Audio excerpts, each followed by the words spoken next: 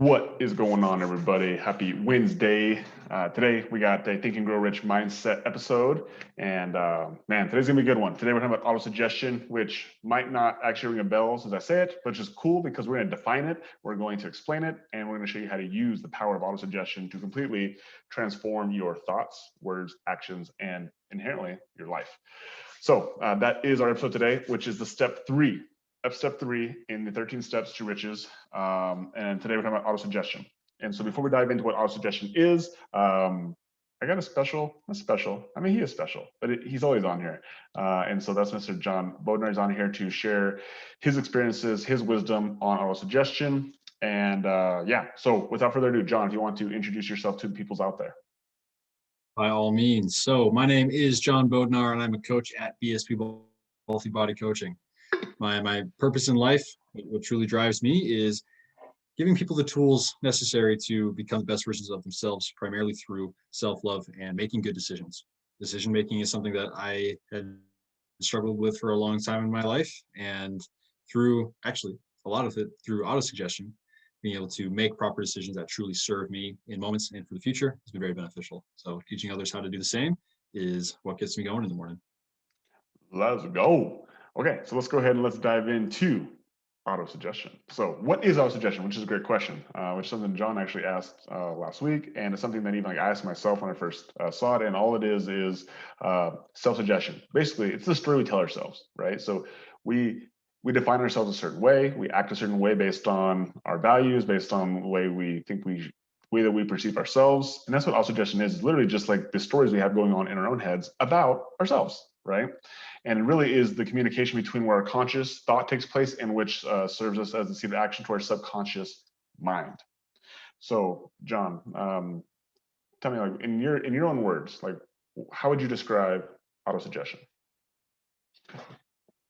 Well, I think there are a lot of ways to describe it, honestly. But the first thing that comes to mind with the line of the story we tell ourselves is it's our perception of a situation.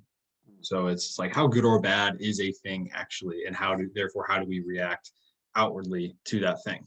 So if we automatically believe that, I use this example a lot, but it's still a really good one. If I automatically believe that somebody who cuts me off on the road is a bad person, they ruin my day, then that's what's going to happen. That's like how I choose to believe it. However, if I perceive it over time, I'm able to change that perception of just like, oh, maybe they messed up, or I don't even care because it cost me 2 seconds. Like it doesn't matter. It's out of my control. It doesn't matter. Then it's a completely different reaction to the same exact situation. And so it's our perception of a scenario or a belief or an event, etc. Yeah. And it literally makes me think of the concept. It's not a concept. It's like the mantra. It's the way to live life is like everything goes my way, right? And so like when somebody cuts you off, it's like, oh, awesome, right? Today's gonna be a good day. I know every time somebody cuts me off, it's gonna be a good day, right? And it's the reason why we have like these superstitions in our culture, right? And we have people who are on one side of it, like let's say like number 13, like people like a lot of hotels don't even have level 13. This is bad luck, and sometimes people's favorite numbers, right? And so ultimately, it literally can be good or bad. And even the term good or bad is ultimately a story you tell yourself. So like you can literally tell yourself something good or bad. Like it was funny because when I sent my check-in to my nutrition coach, I was talking about some of the bad things that I did, and he literally called me out on this idea of having this binary thinking of like it's got to be good or bad. Like things just are, right? And so like what is the lesson you can learn from the situation? What is the thing, like what's actually the positive? Obviously you can tell yourself a story either way. And so that's how I see what auto-suggestion is literally it's you deciding, you making the perception, like as John said, of whether something is going to benefit you or whether it's going to hurt you. And ultimately that's your choice, right? And I think that's something that's super powerful. And it's the reason why it's like one of the most like game-changing, life-changing things, concepts. Skills. It's not a concept because I think the word concept. It's a skill that when we learn how to master auto-suggestion, learn how to tell yourself a story that actually serves you, man, life gets a lot funner, a lot cooler, really, really fast. So let's dive in. So no thought, whether it be negative or positive, can enter the subconscious mind without the aid of autosuggestion. So autosuggestion is the agency of control through which an individual may voluntarily feed the subconscious mind on thoughts of creative nature or by neglect permanent thoughts of destructive nature. So John, based on the slide, tell us what you see when you see the slide. But it's a decision Yeah. that any the thoughts that we have are decision based, or we're choosing to think those things, whether we realize it or not. No, sure, thoughts will pop up. Things that we can't control will pop up in our minds. But if we choose to entertain those thoughts, then yeah, that's choice. And we ultimately do have power over what we're thinking in our head. You know, if you want to think of it, like visualize something, you can easily visualize that thing, provided you know what it looks like. If you want to think of a sentence before you say it, you have the power to think it before you say it. And to recognize that it is a choice is a little bit scary, because oftentimes there are thoughts that we're entertaining that we don't want to be thinking about, and yet here we are still thinking about those things. So the part where it's talking about like we can voluntarily feed our subconscious minds creatively or destructively, like, is completely true, which means that you have the power and the responsibility to think creatively as often as possible. Yeah. And I think, I mean, it's it literally just a piggyback on what I was talking about last time, is that it literally is just like you get to make the decision, whether you're gonna let this story be something that influences you in a positive manner or negative manner. And even if you fail to make the decision and you're just like, oh, like I'm not gonna make a decision, a lot of times our default is going to be most likely negative, just based on if it's not the skill of you being able to practice how you interpret things. So ultimately, whether you make the decision or not, like even if you decide not to make a decision, like, oh, like I'm not gonna make the decision, like, well, like whether something is going to be positive or negative, your default most likely is negative. Just like that's just almost human nature, that we live life by default rather than by design. And so, because of my positive thinking, I got us another awesome host on here today. So Tim Cruz showed up and just making time to talk about positive and negative thoughts and emotions. And so, Tim, as you see the slide, I know you're kind of jumping in. Kind of like, what are your thoughts when you see the slide? So I'm going to kind of dovetail a little bit off of what you just said. I think it's evolutionary that our brains are wired to pick up on negative and to internalize and focus on negative as a survival mechanism. Like if we're walking out in the Serengeti, like hunting wildebeest and whatnot, our brain has always had to be wired to see the saber-tooth tiger coming up from the corner, or something that was wrong or something that was different that highlighted like a need to run away or hide. Almost as a survival thing. So we're set up with like our default is always negative. And what I literally just got done talking to a client about this. The state of focusing on positivity, it really is a muscle. It's just like training your bicep, just like training your pecs. Like it's going to start off, it's going to be uncomfortable. It's going to probably be weak. But the way we get stronger is through resistance and then progressive overload. So meaning, like, number one, we have to apply some resistance to it, meaning intentionality. We have to like start programming this into our day. And that's why each one of us, and we have all of our clients do the same thing. We start our days off with gratitude, with wins, right? In the beginning, it's weird because you have to like really sit there and think like, okay, what did I win? What am I grateful for? And I tell people like, just start off small. Like it can be something as little as I have like a little Aussie. And I'm like, I'm just so grateful for my dog. I love my dog. I always love my dog. I'm always grateful for my dog. So I can start by just writing down, today I am grateful for my dog. You know, we live in beautiful Bozeman, Montana. I'm outside walking, and I can see the Bridgers, I can see the Rockies, I can see Lone Peak, I can see Yellowstone. You know what? I'm freaking grateful for that too. Like they're little things. I mean, that's a big thing, but like they're obvious and little. And what I've found over time of months and months and months, just like training with weights, is you get better at it. You get stronger. And now it's like, now I can't turn my dang brain off to finding the positive things, finding the gratitude, finding the wins. And it makes it really easy because when you run into resistance, when you run into struggle, when you run into pain, like instead of like your knee-jerk reaction being like, woe is me, like this sucks, you're like, you take a step back, you're like, okay, where's the win? What can I be grateful for? You know, if you had a tough conversation with your wife, or a fight, or like a bad interaction with a coworker at work, like instead of like seeing like the negative in that, you can take a step back and you can see the positive, you can see the win, you can see where the opportunity for growth is. And like, I'm kind of going on a little bit of a tangent, but have you guys read Matthew McConaughey's new book called Green Lights? Nope. So first off, read it. It's amazing. The guy can tell stories like nobody else's business. But that's literally what green lights mean, is like he was able to, at the age of like 18, figure this out. Like everything in life, like Logan's bracelet says, everything goes his way. his dad died. That's like a huge, huge life altering event that most people will stop him right in the tracks. It'd be a red light. He was able to see that as like, now I'm on my own. Now I got to make things work. Now the onus of responsibility is me. Now I have to be a man, and that's a good thing. Like, so seeing everything as a green light, like, where's the win in this? Where's the opportunity? It's infectious, but the take home message is it's not easy in the beginning. You have to start intentionally, and then eventually it will build till it becomes automatic.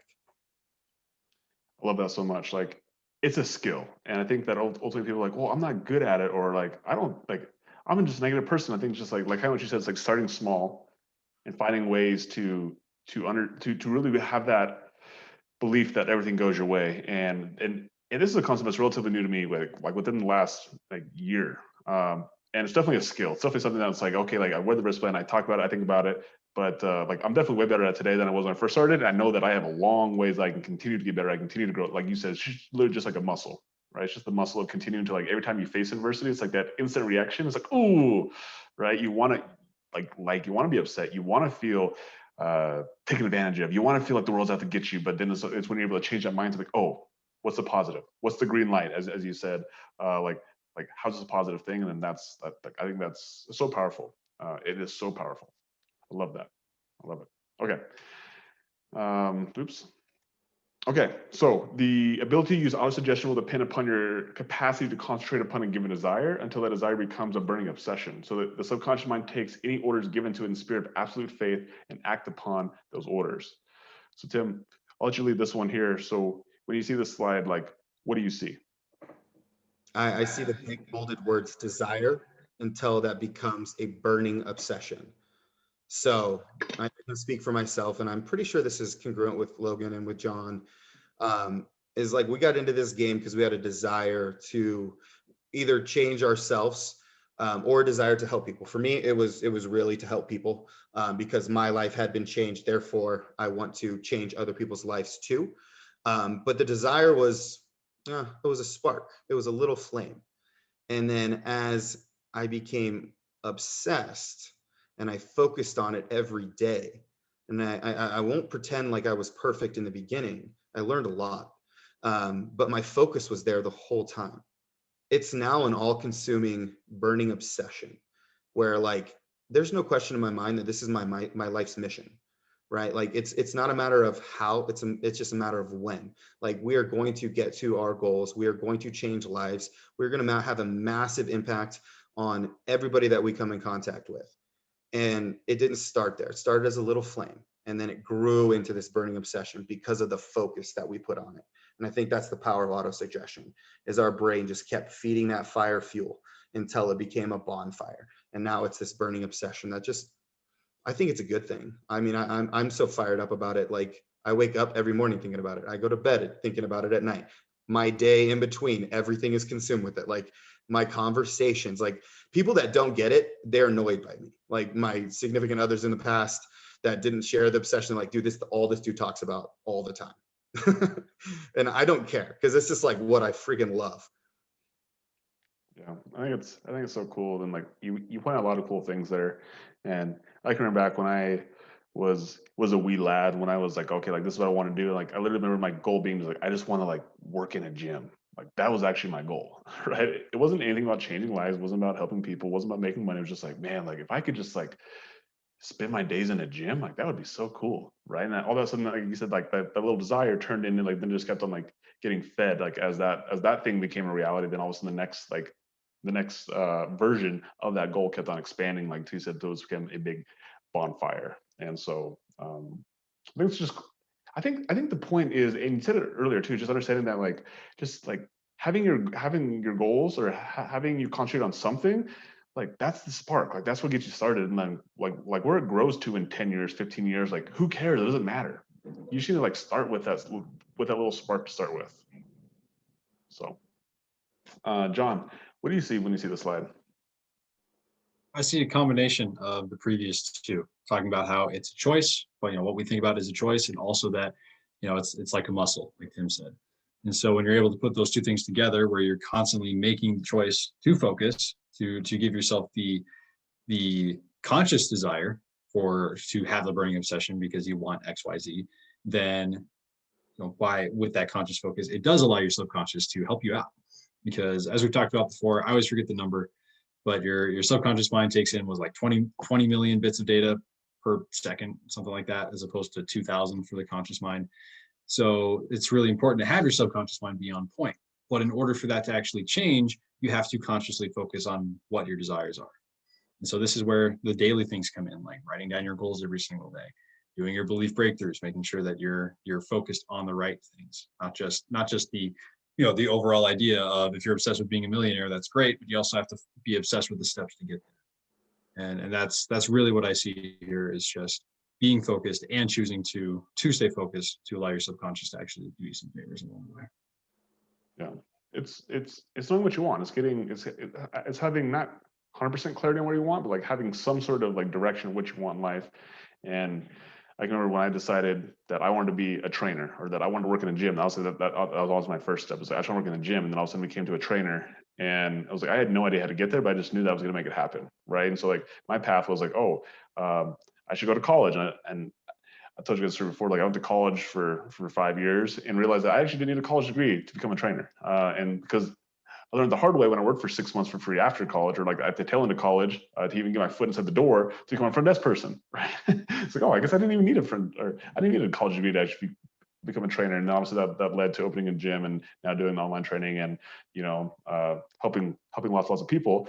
But I had no idea, but I just had faith that I wanted to do it. And like, it didn't matter the tactics to get there. And so I think a good point to iron out, like what John said, is that like, even though I didn't have the tactics to get there, like I still got there. Now, when you actually have the tactics, like John explained, and you actually have like you have the shortcuts, well, that's exactly what it does. It gives you shortcuts to get there.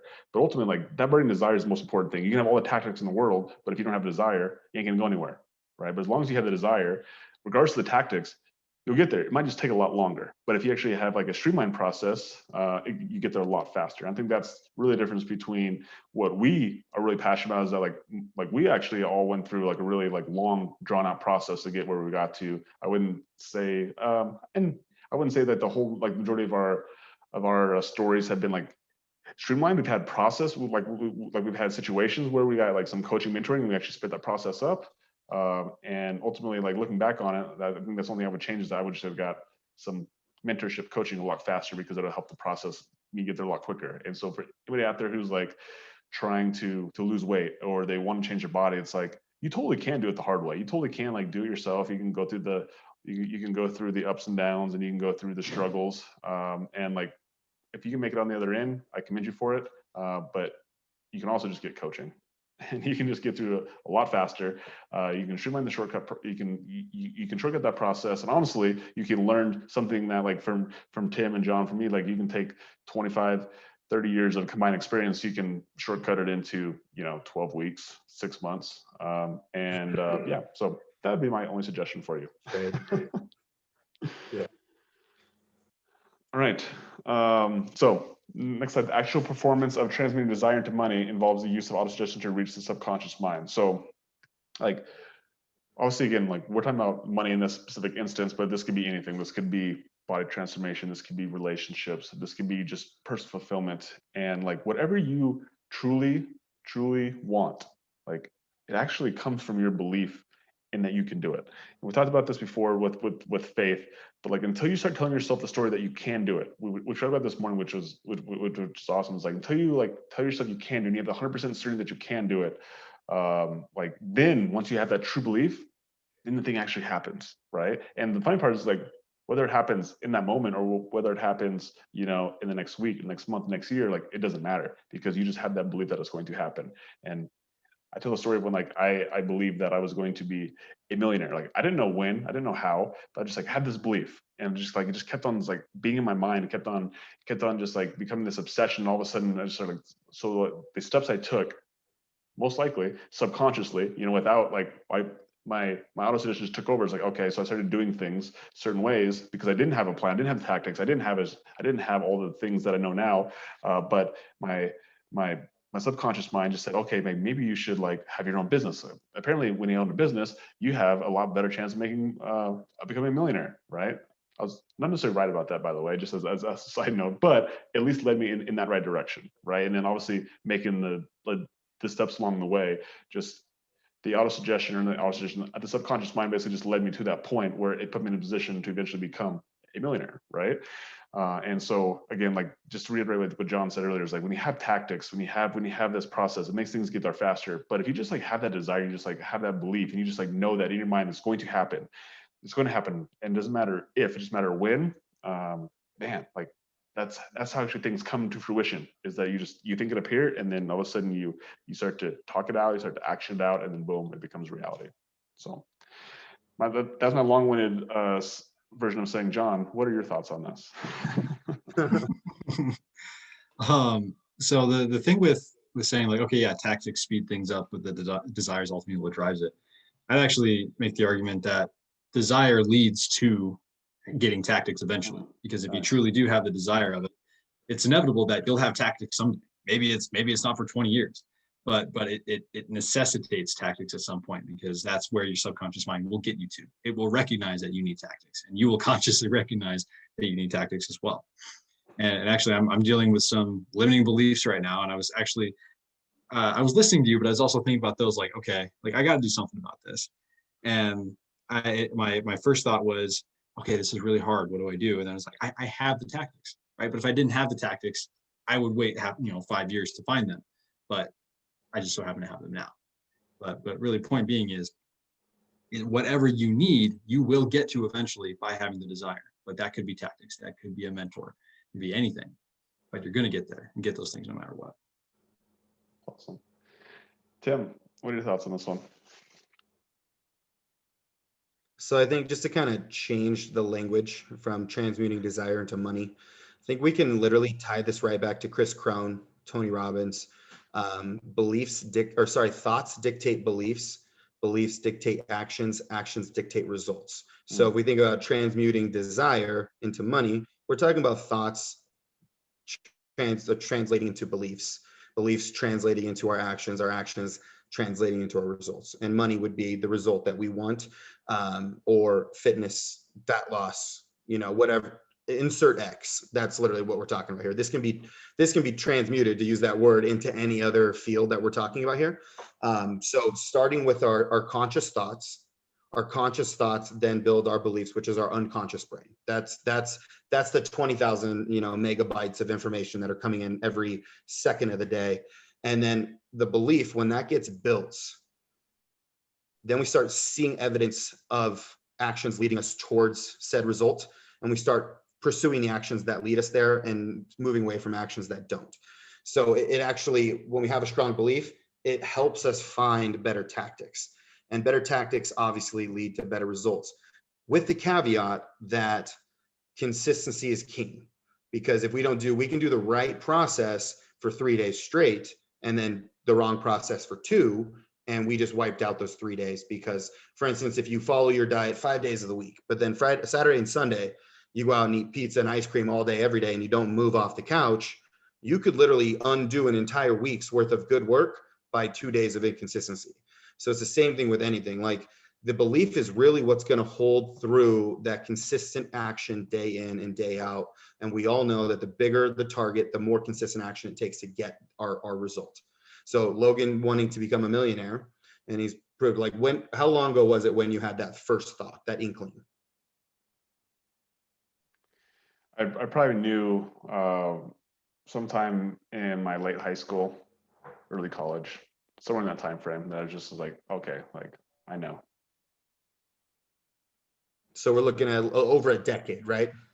Oh yeah, I mean, probably closer to 15 years. And then years. Little spark became a flame, became a forest fire over the course of like 13 to 15 years. Yeah. Now, if he didn't have that belief, at some point, I guarantee that inkling of a thought became a belief that not only do I want to, I know I can. Yeah. At some point, that had to have translated from a thought to a belief.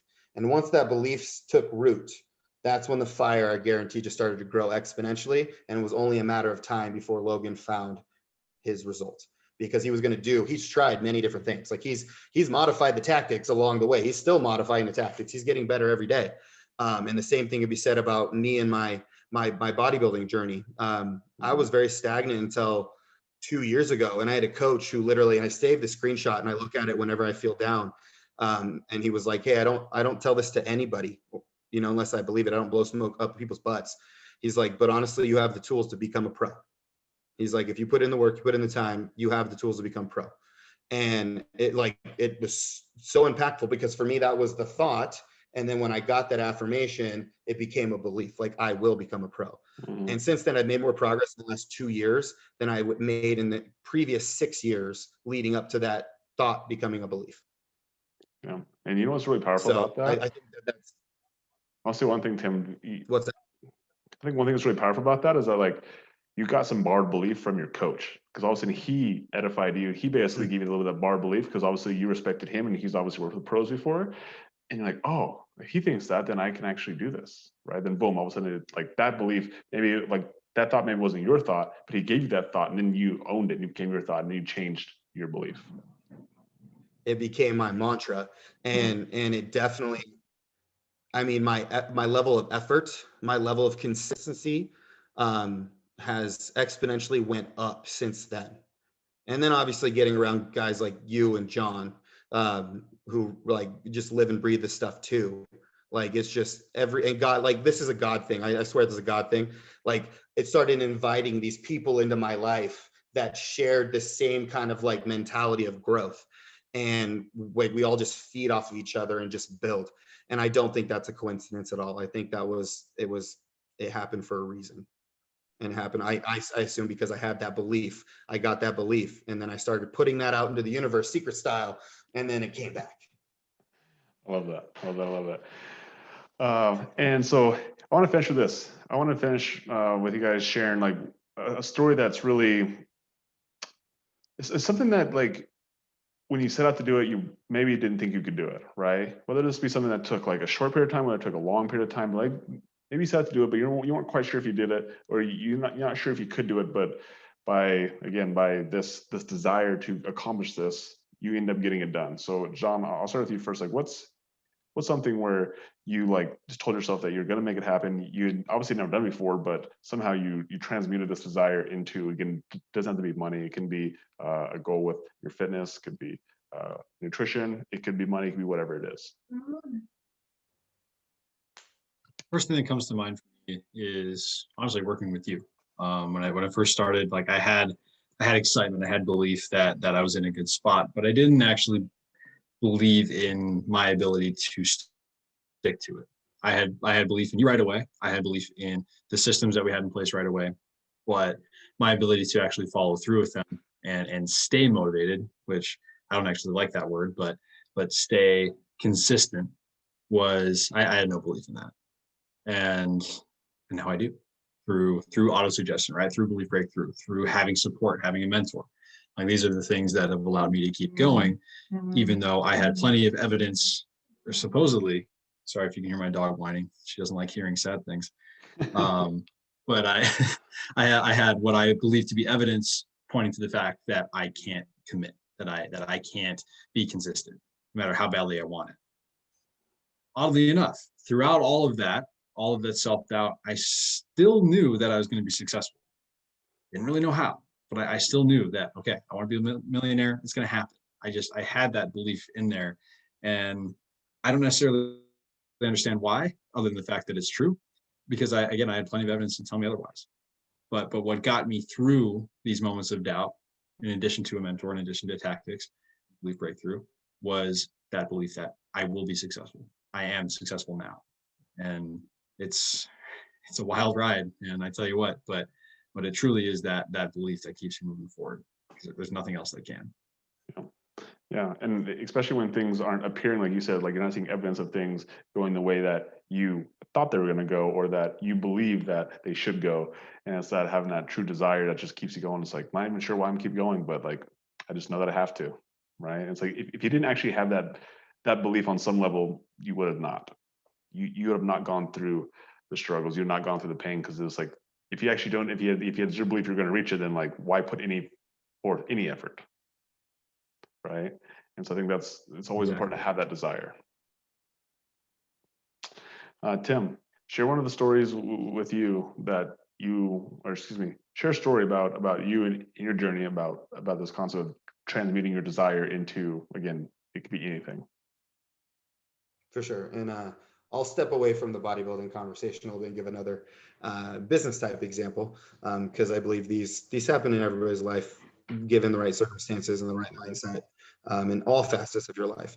So this would have been, ironically, because Logan, you opened your gym in 2013, right? Mm-hmm. I opened mine in 2014. So it's like a year later. I had this idea that I wanted to open my gym, but I was kind of hemming and hawing. I was making really good money as a personal trainer. I was pulling in like 7 to 10K take home per month. I was doing okay. No real expenses outside of rent to the gym that I was working out of. I could run my own schedule. And then I went to a conference called Fitness Business Summit. And you guys probably see me wear the shirt every once in a while because I always take free stuff. And I met with Bedros Keuilian, who owns Fit Body Bootcamp. He's a pretty well-known entrepreneur in the fitness space. And also at that time, he was kind of the only name in business coaching with fitness.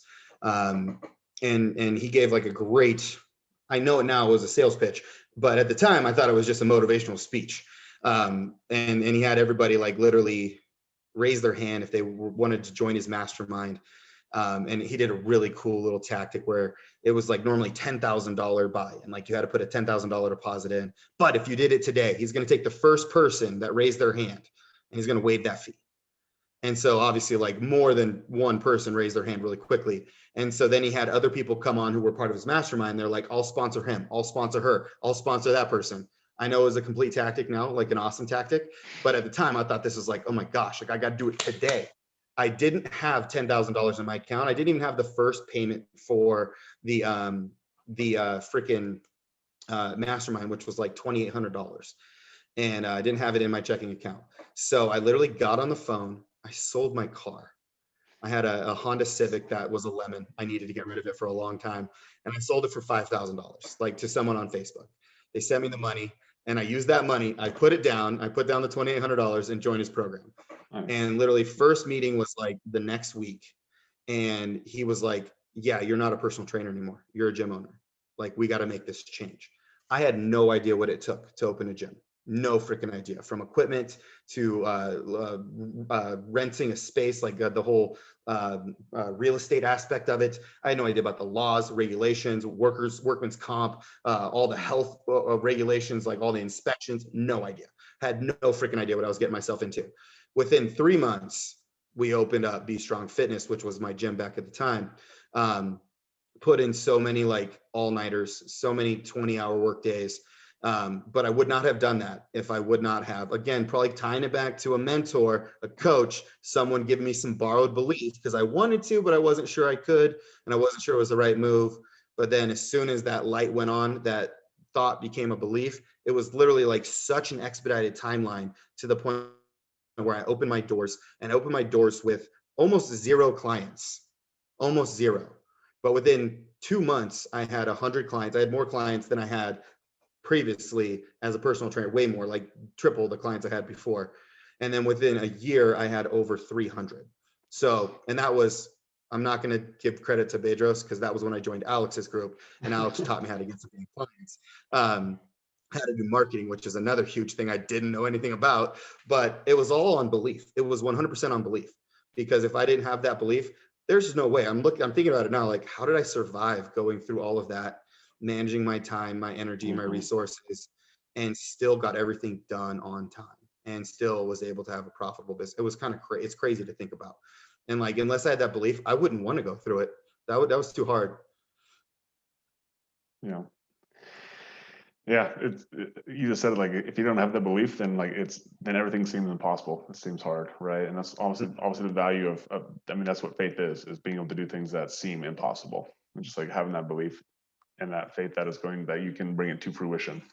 So those are both awesome stories, and ultimately I just want to say that like Tim, I think 100% right. Like the fact that like we're all here on this call together, and if anyone who's out there listening, it's like, it's not an accident. It's definitely by fate. And like when you're focused on the right things, the right people come into your life, right? And I think that's really important. You see opportunities, you see people who you're attracted to. And so that's probably my biggest take home message is that like what you focus on is what you get. And so if you wanna live a fulfilling life, you wanna be around awesome people, then put yourself around awesome people. That's it. Like look for those people and find ways to get in their airspace. Find ways, whether it be you can serve them, whether you can give them something, whether you pay them, whether you work for them. Like there's lots of ways to get in people's airspace. And we're relating this a lot back to mentorship because, and it doesn't have to be even be like a what I call a, what's the word I'm looking for? Like a transactional mentorship either. Like there's lots of other ways to mentor people than just like giving somebody money. Again, like you can serve somebody, you can ask them to do it for free. You can like, there's so many different ways you can work for somebody. There's so many ways you just have to get creative. It's like, okay, how do I get in this person's airspace? And how do I get around the 5 people who are going to change my life? Like we talked about this before. It's like you're going to be a direct, like you're the average of the 5 people you spend the most time around with. Like spend some time around people who you want to be like. If you have people in your life who you don't want to be around, that's okay. Like it's not on them, it's on you actually, right? It's not like they're not your problem, you're the problem, right? And so if you're the problem, you're also the solution. And so put yourself around other people who are doing things that you want to do, so that way you can get that barred belief. You can get that that belief in yourself that you can do it. So you start telling yourself that you can do it, and then you start to speak it out loud, and you start to actually have that true belief. And all of a sudden, boom, you're there, right? You're doing things that you never thought you could do before. And like, wow, how did this happen? Well, you made it happen. That's how, right? You made it happen. And like it's so cool to be able to truly have that power to believe that like where you are right now is because you put yourself there, right? It's not that your mom did it or your dad did it. It's not because your wife did it. It's not because your dog did it. It's like you put yourself in that seat where you are right now. And if you actually can like sit with that and be grateful for that and understand that like that's your personal power. And we live in the greatest country and the greatest time in the world. Like we are so free. It's like it's almost like we take it for granted, or we don't use the resources that we have in front of us, and we're just almost like, yeah, like we've always been like we're used to it, right? And so if you can actually like be grateful for our advantages, living in the country we do, and the time that we do, and the technology, the fact that we can communicate with people like in an instant via Zoom, via podcast, via the internet, it's like we live in a really cool time. And so, man, just take advantage of it and just have that belief that like everything is stacked for you, and the world is your oyster. So anyway, that's how I'm going to end this podcast on autosuggestion. This is step number 3 in the 13 steps to riches. And so thank you, Tim and John, for hopping on here today, sharing your guys' wisdom, sharing your insight. And we'll be back next week, another episode of the Think and Grow Rich mindset. We're just talking about step number 4, the 13 steps to riches. So thank you guys for hopping on. Happy Wednesday. We'll chat with you guys next week. You bet. See ya. Bye.